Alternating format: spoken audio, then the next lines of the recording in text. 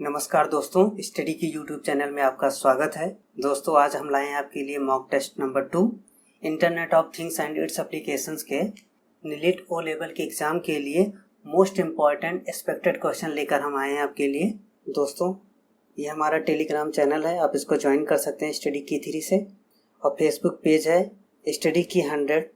आप इसको search bar में टाइप कर सकते हैं या डिस्क्रिप्शन में लिंक दिया गया, आप वहाँ से क्लिक करके सीधे ही पेज पर पहुँच सकते हैं। यहाँ पे आपको इम्पोर्टेंट अपडेट मिलते रहेंगे। आगे बढ़ने से पहले जो हमारे नए मित्र हैं जिन्होंने अभी तक चैनल को सब्सक्राइब नहीं किया, वो चैनल को सब्सक्राइब कर बेल आइकन दबाना ना भूलें।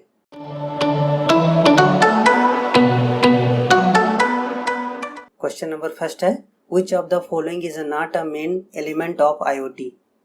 आईओटी का मुख्य एलिमेंट नहीं है। People, process, security, things. इन चारों में से कौन सा ऐसा है कि जो आईओटी का मुख्य एलिमेंट नहीं है? Correct option is a, people. Process, security, things, connected device, data cloud, user interface, network interconnection, system security, data analytics, central control hardware जो होते हैं, ये सारे सब क्या होते हैं? आईओटी के मुख्य एलिमेंट होते हैं। लोग जो होते हैं वो आईओटी के मुख्य एलिमेंट नहीं होते हैं। क्वेश्चन नंबर 2 है, What is the main function of Nest thermostat E? Nest thermostat E का मुख्य काम पूछा है। Change the temperature only when we are at home. तापमान को तभी बदले जब हम घर पर हों। Reduce the energy used. उपयोग की जाने वाली ऊर्जा को कम करें। Change the temperature from anywhere. तापमान को कहीं से बदलें। Powers of when a person is not present. दोस्तों हम थर्मोस्टेट ई के बारे में और जान लेते हैं पहले।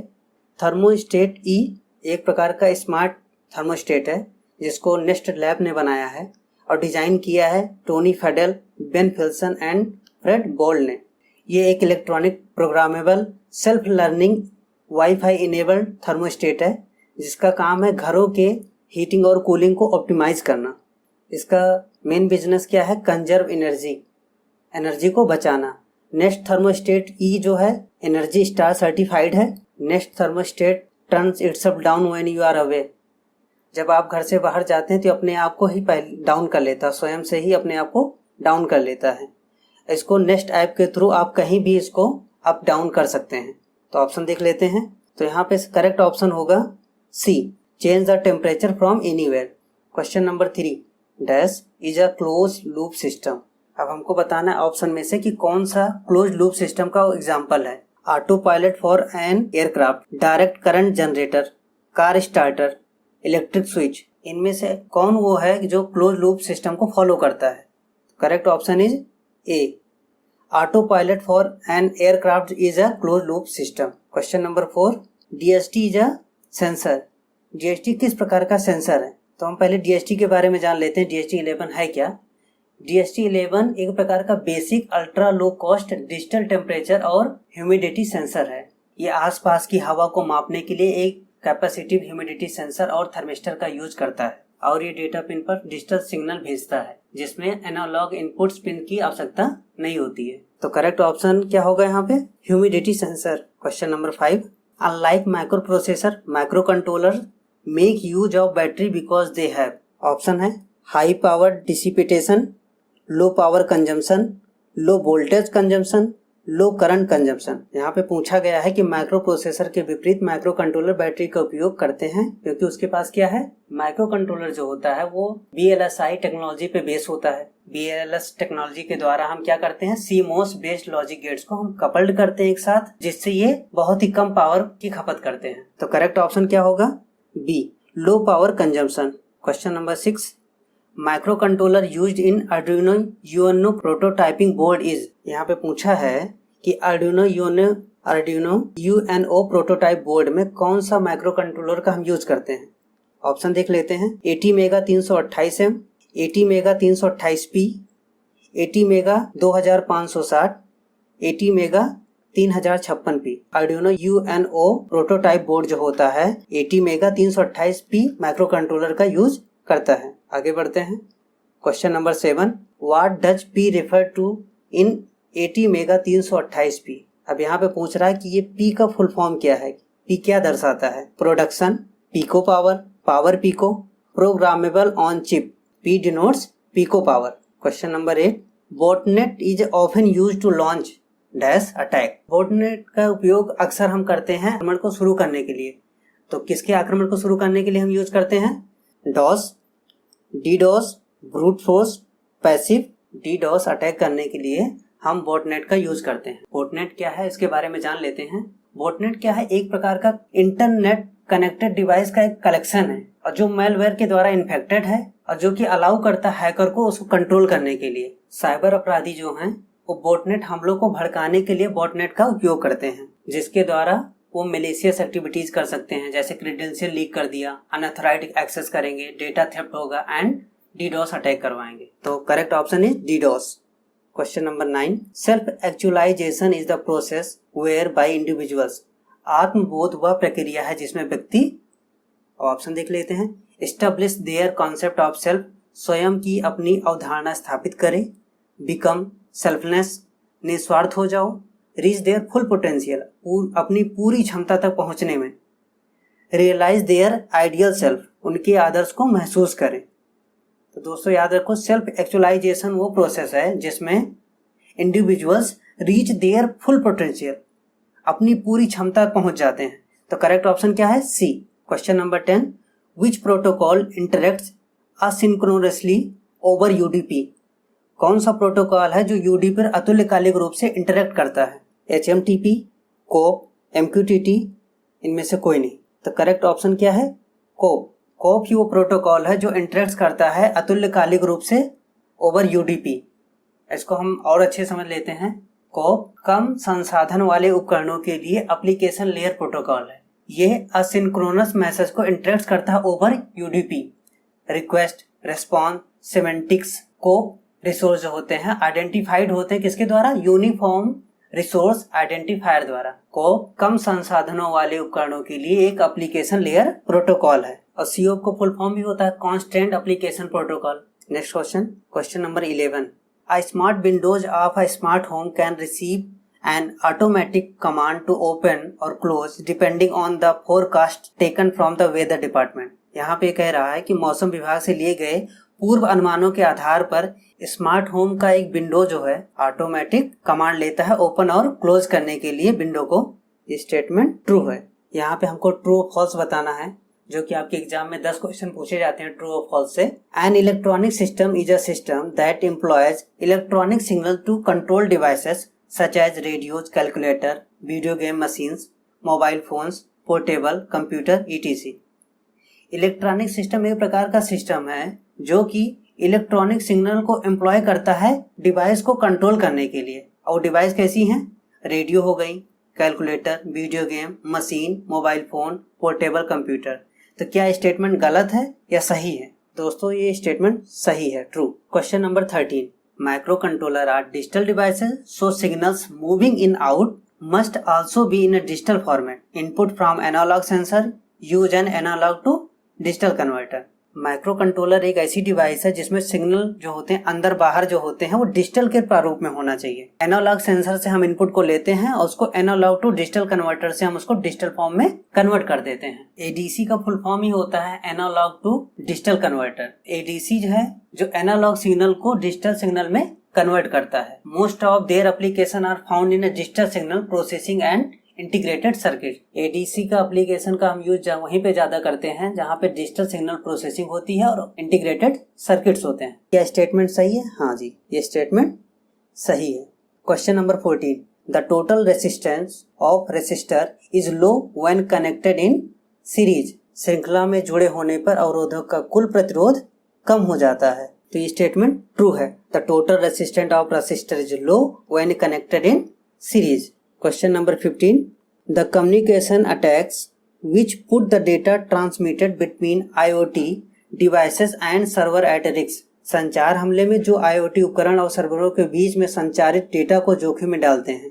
क्या स्टेटमेंट सही है या गलत है? अभी तक हमने जो क्वेश्चन किया अक्सर उसमें ट्रू ही था, तो क्या गलत है? नहीं, ये भी ट्रू है. अब दोस्तों हम उस वाले सेक्शन पे पहुंच गए हैं जहाँ पे आपको कॉलम X और कॉलम Y को मैच करना होता है. आपके एग्जाम में 10 क्वेश्चन पूछे जाएंगे, तो देख लेते हैं. Question number 16. It is a set of technology and protocols that are used primarily in wired LANs. यह प्रौद्योगिकियों में और प्रोटोकॉल का एक सेट है जो मुख्य रूप से वायर्ड लैंस में उपयोग किया जाता है। अब देख लेते हैं कॉलम वाइज में किस में मैच कर सकते हैं हम। क्लाइंट एंड सर्वर है, इथरनेट है, ऑप्टी बूट है, यूडीपी है, एबीएस है। तो दोस्तों याद रखें इथरनेट ही है a set of technology and protocols that are used primarily in LANs. तो हम 16 को मैच करेंगे किससे? इथरनेट से। Ethernet is the most widely used LAN technology which is defined under IEEE standard 802.3 802.3। ये IEEE स्टैंडर्ड है इथरनेट का। ये भी पूछा जा सकता है आपके एग्जाम में। इथरनेट टेक्नोलॉजी का हम यूज करते हैं किसमें ज्यादा? सबसे ज्यादा यूज करते हैं LAN टेक्नोलॉजी में। क्वेश्चन नंबर 17 पे आते हैं। Web socket APIs allow by directional full duplex communication between. Web socket API जो है बाई डायरेक्शन दोनों तरफ से फुल डुप्लेक्स पूर्ण रूप से कम्युनिकेशन करती किसके बीच में? तो यहाँ पे देख लेते हैं क्लाइंट्स एंड सर्वर दो ही हैं, बाकी यहाँ सब सिंगल टर्म है। वेब सॉकेट एपीआई का करेक्ट मैच कौन सा होगा? क्लाइंट और सर्वर। क्वेश्चन नंबर 18 पे आते हैं। विच transport layer protocol is used by DHCP. पहले हम देख लेते हैं डीएचसीपी का फुल फॉर्म क्या है। डीएचसीपी का फुल फॉर्म होता है dynamic host configuration protocol. DHCP द्वारा किस ट्रांसपोर्ट लेयर प्रोटोकॉल का उपयोग किया जाता है? करेक्ट मैच क्या है? ODP, user datagram protocol. UDP का यूज करते हुए DHCP connection less service model को एम्प्लॉय करता है। Question number 19। Default boot loader for Arduino के लिए डिफॉल्ट बूट लोडर क्या है? ऑप्टी बूट। क्वेश्चन नंबर 19 पर आते हैं हम। Calculate the absolute value of a number. Absolute value के लिए जो हम फंक्शन का यूज करते हैं उसका नाम है उसका एबीएस। इसका यूज करके हम एब्सोल्यूट वैल्यू को कैलकुलेट करते हैं। आगे बढ़ते हैं। अब दोस्तों हम उस सेक्शन पर पहुंच गए हैं। ब्लैंक स्थान पर, खाली स्थान पर आपको ये फ्रेज को फिल करना रहेगा जो हिंट दिए गए। आपको हिंट दिया रहेगा, 10 क्वेश्चन पूछे जाएंगे आपको तकरीबन 15 या 14 हिंट दिए रहेंगे। उसी हिंट में से आपको सही स्टेटमेंट में आपको उसको फिल करना रहेगा। तो यहाँ पे हिंट दिया गया है self steam, DST sensors, analog device, open, IoT application, closed. Question number 21 को देखते हैं हम। The final step in the IoT design methodology is to develop. IoT design पद्धति में अंतिम चरण क्या होगा या फाइनल स्टेप बोल सकते हैं। फाइनल स्टेप हमारा क्या होता है? आईओटी एप्लीकेशन बनाना। क्वेश्चन नंबर 21 में क्या फिल करेंगे हम? IoT application. क्वेश्चन नंबर 22 की बात करते हैं। N automatic toaster is dash loop control system. जो ऑटोमेटिक टोस्टर जो है वो कौन सा लूप कंट्रोल सिस्टम है? या तो ओपन लूप होगा या तो क्लोज लूप होगा। तो जो ऑटोमेटिक टोस्टर है ये कौन सा लूप कंट्रोल सिस्टम को फॉलो करता है? ये ओपन लूप कंट्रोल सिस्टम को फॉलो करता है। तो 22 में हम क्या फिल करेंगे? Open loop control system. Question number 23 की बात करते हैं। Sample and hold circuit is a, कौन सा सर्किट है ये? सैंपल और होल्ड सर्किट हम कौन सा सर्किट बोलते हैं? Analog device, analog device circuit. तो यहाँ पे हम क्या फिल करेंगे? Analog device. आगे बढ़ते हैं क्वेश्चन नंबर 24 पर। Dash are very popular for DIY electronics projects and are perfect for remote weather stations, home automation project and plant garden monitoring systems।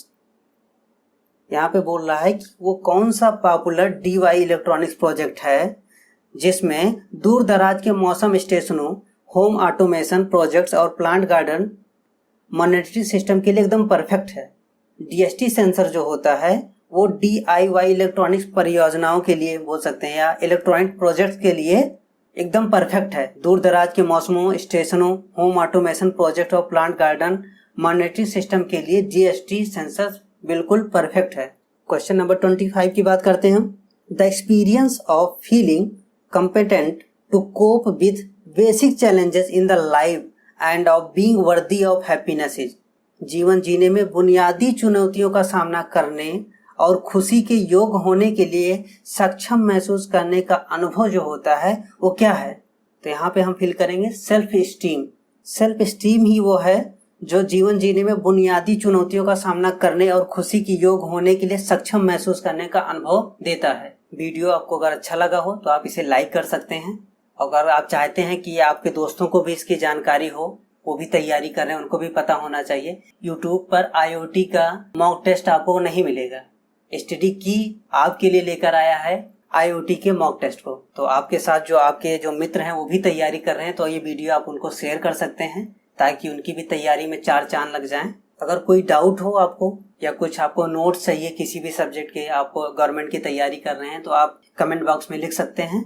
Telegram channel से जाकर आप वहाँ पे डाउनलोड कर सकते हैं PDF को। टेलीग्राम चैनल का लिंक डिस्क्रिप्शन में दिया गया है और ये हमारा फेसबुक पेज है, ज्वाइन कर सकते हैं। यहाँ पे आपको गवर्नमेंट जॉब से रिलेटेड इन्फॉर्मेशन होती है वो आपको यहाँ पे मिल जाएंगी। ऐसी ही इन्फॉर्मेटिव वीडियो पाने के लिए स्टडी की चैनल को आप सब्सक्राइब कर सकते हैं और सब्सक्राइब करने के बाद बेल आइकन दबाना ना भूलें ताकि आपको अपडेट्स मिलती रहें। तो मिलते हैं दोस्तों नेक्स्ट वीडियो में। Be happy. जय हिंद, जय भारत।